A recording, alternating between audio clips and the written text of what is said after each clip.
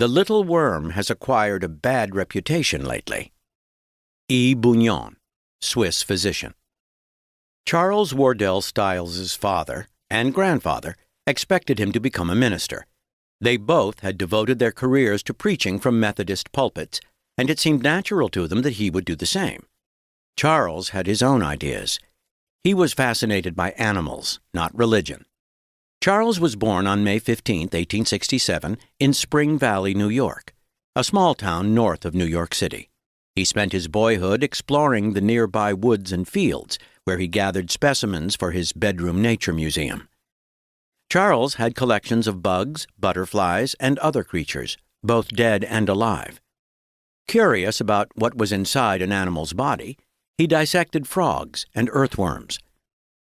One day he found a dead cat in a vacant lot and decided to add its skeleton to his museum. First, he removed the cat's fur, flesh, and organs. In order to detach the muscles from the bones, Charles realized he'd have to boil down the rest.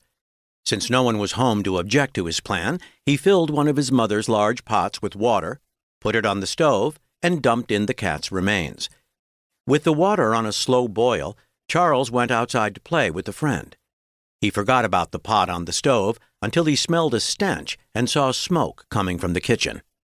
Charles didn't get the new addition to his museum as he hoped. The water had boiled off, and the cat skeleton was burned into a foul mess. Detours. Growing up in a minister's household, Charles had to follow certain rules. Sunday was reserved for religious activities. He was permitted to devote the hours after church services to singing hymns, walking and reflecting in the graveyard, or reading the Bible. Forced to choose, Charles opted for reading. To make the task less boring, he turned it into a puzzle.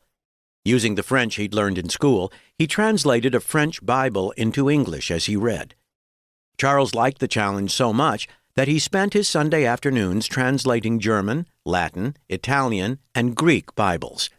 Although he didn't realize it at the time, this knowledge of languages would later prove useful.